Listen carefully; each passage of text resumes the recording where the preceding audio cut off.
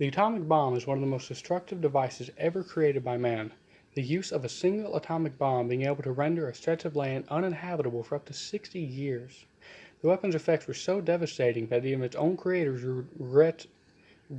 grew to regret its creation.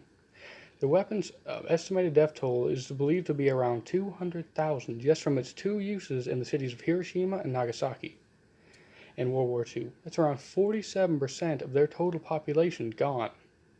Even after the end of its uses, the atomic bomb continued to affect the modern world by leading to the creation of even stronger nuclear weapons. The origin of this devastating weapon traces back to the construction of the very first atomic bomb in a operation codenamed Project Manhattan.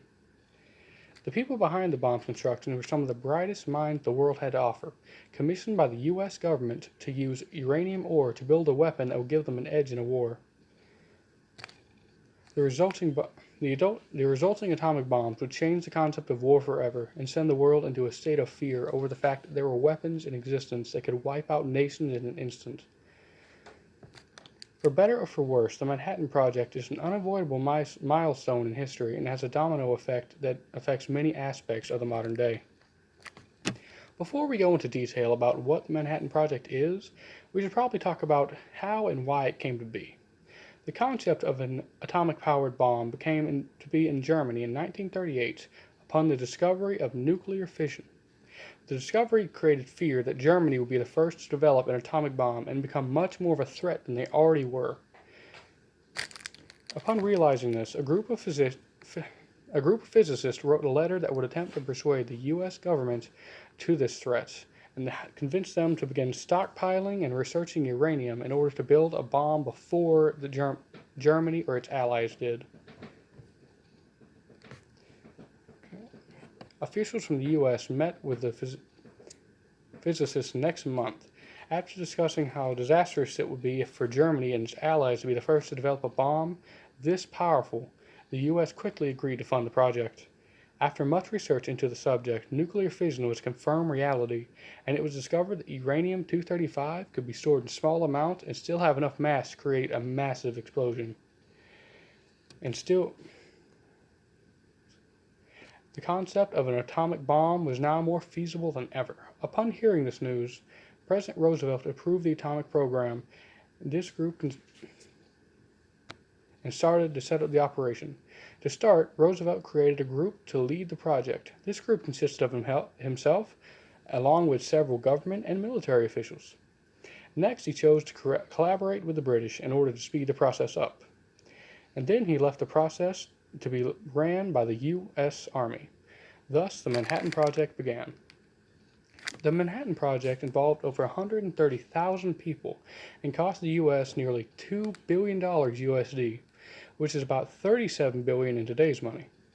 Among these people employed were many well-respected scientists, including the famous physicist Robert Oppenheimer, who would later become the leader of the project. If you look here, you'll see a photo of the group of leading scientists that worked in the team, and in the middle there, I believe, is Robert Oppenheimer.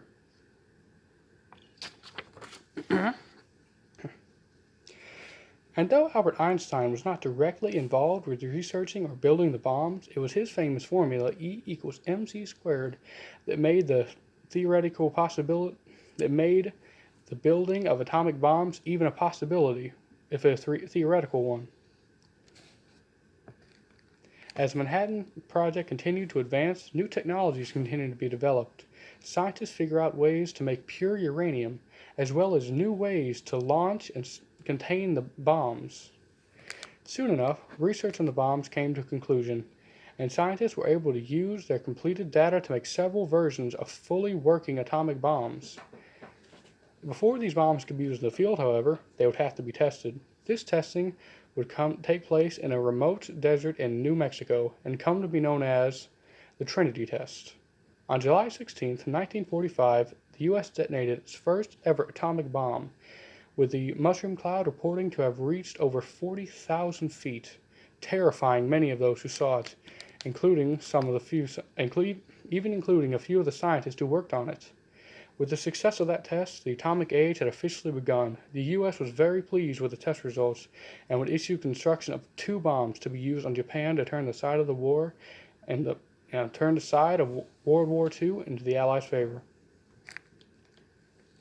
What is probably the most famous part of the Manhattan Project is probably not the project itself, but the 2 bombs that resulted from it. The Manhattan Project was responsible for the production of the 2 bombs that caused the otherwise fearless nation of Japan to actually back down. These 2 bombs went by the name of Fat Man and Little Boy and were the cause of absolutely massive damage to the large Japanese cities of Hiroshima and Nagasaki. These effects were so strong that they lasted for many years afterwards. In certain places among the cities, you can still see the effects of the bombs today. Little Boy was the first of the pair to be launched at his city of Nagasaki. A second. No. Little Boy was the first of the pair to be launched at his target city of Hiroshima. He was powered by plutonium and once he hit, he killed over 135,000 people and created absolutely immense structural damage. If you look here, you'll see a picture of the Little Boy bomb. Notice how it is cylindrical and very long. The next up to be launched was the Fat Man bomb.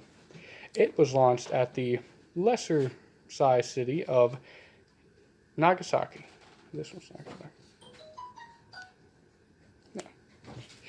This bomb was powered by uranium, and once it hit, it killed over 65,000 deaths. Though it caused much less structural devastation, it was still deemed a great success by the U.S. Army. If you look here, you will see a picture of the Fat Man bomb. Notice how it is much more rounded and larger than the Little Boy bomb.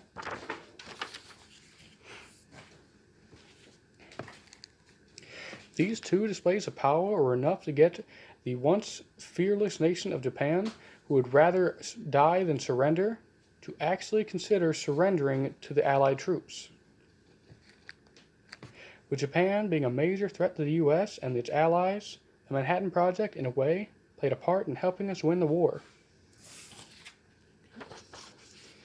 If you look here, you'll see some of the effects of the bombs once they first hit Hiroshima.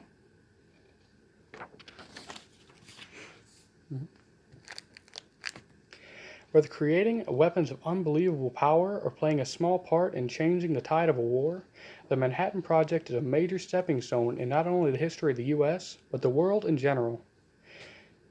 It changed the very fundamentals of war from something that was long and drawn out, taking days, months, even years to finish and reach a conclusion, to something that could be ended within the push of a button. And the effects of their creations reached not only the military, but the citizens as well. With the fear of being wiped out at any moment by sudden nuclear war very much alive and well today. Though we still have to remember that these same bombs helped play a role in helping us win the war, and there was a chance they might not even have won without it. So I guess you could say that the Manhattan Project is a bit of a mixed blessing. There are both positives and negatives to each side no matter which way you look at it.